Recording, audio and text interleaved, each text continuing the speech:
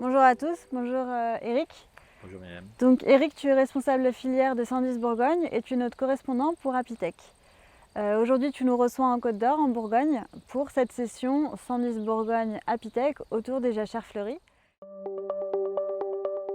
Bonjour, je suis Damien Derel, je suis responsable du service agrodéveloppement Seignon, Union des coopératives Sandis Bourgogne et Innovae. Alors, je suis Fabrice Allier et je travaille à l'Institut de l'abeille en tant qu'ingénieur de recherche sur la question des ressources.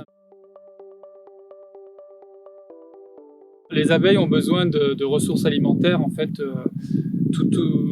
toute l'année de manière temporelle, et donc il n'y a pas vraiment de période, mais dans certains systèmes céréaliers on s'aperçoit que la période entre deux grandes cultures comme le colza et le tournesol, c'est vraiment entre mai et juin où il y a des besoins spécifiques, et aussi en fin de saison entre septembre et octobre. Alors, les jachères apicoles sont un bon moyen pour apporter des ressources alimentaires à des périodes un peu précises pour les abeilles pendant l'année, donc en particulier en mai et juin. Au sein de la coopérative Sandis Bourgogne, il y a deux contrats filières qui intègrent un volet pollinisateur, les contrats CRC, qui sont donc culture raisonnée contrôlée, et les contrats Barilla. Donc aujourd'hui, on peut parler particulièrement des contrats Barilla qui visent à produire du blé de manière plus durable et de fait intégrer la biodiversité et la prise en compte des pollinisateurs. Concernant les contrats Barilla, donc ça permet d'avoir un intérêt au niveau de l'image positive de l'agriculteur, d'une part. Pour la coopérative, pour l'apiculteur, ça permet de sécuriser le revenu de l'agriculteur. En termes de contraintes, il y a des contraintes agronomiques, notamment au niveau de la rotation, avec des contraintes sur la manière de produire du blé. Il y a interdiction, par exemple, de produire du blé sur paille.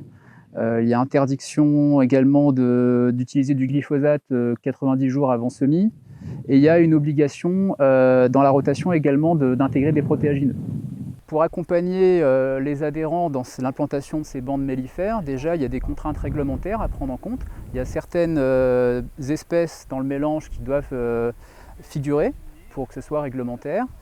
Il y a aussi le temps que la bande mellifère sera mise en place, annuel, pluriannuel. Il y a un temps de couverture à respecter.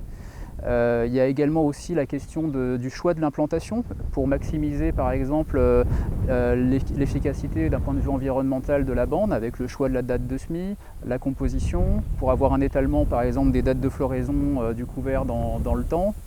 Les questions aussi d'entretien pour savoir quand est-ce qu'on peut faucher, quand est-ce qu'on ne peut pas, où l'implanter, pour qu'il y ait par exemple potentiellement un maillage de ces bandes mellifères qui finissent par exister au cours du temps. Donc voilà, c'est vraiment accompagner dans la réflexion l'adhérent qui souhaite s'engager dans ce type de contrat et favoriser la biodiversité. Alors, quelles espèces on peut implanter dans une jachère? On va plutôt favoriser des espèces qui sont pluriannuelles. Pour les abeilles, c'est évidemment des espèces qui vont fleurir, qui vont apporter du nectar, du pollen. Donc il existe des listes pour ça qu'on a publiées pour aider les agriculteurs dans ce travail d'aménagement. Et on peut privilégier des légumineuses, on peut avoir de la facélie, des luzernes, des bourrages, des moutardes, mélilot, voilà, plusieurs espèces dont on retrouvera après qu'on adaptera en fait au territoire. Il y a plusieurs aspects à considérer. Donc il y a le choix du mélange, il y a le choix de la date de semis, parce que par exemple il va y avoir des contraintes pour implanter par exemple la jachère mellifère dans le sec, parce qu'il y a des jachères qui s'implantent soit en hiver, soit au printemps. Si on veut le mettre en interculture d'été, il faudra choisir les bons créneaux et s'adapter par rapport à la disponibilité en eau pour réussir la levée du couvert.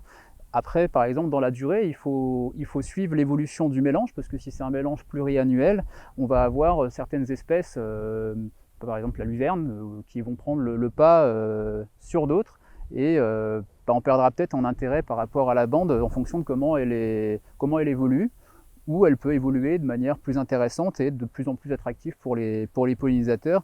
Donc il y a un mode de gestion aussi à adapter par la suite, et c'est pour ça aussi qu'on doit accompagner les adhérents dans cette réflexion.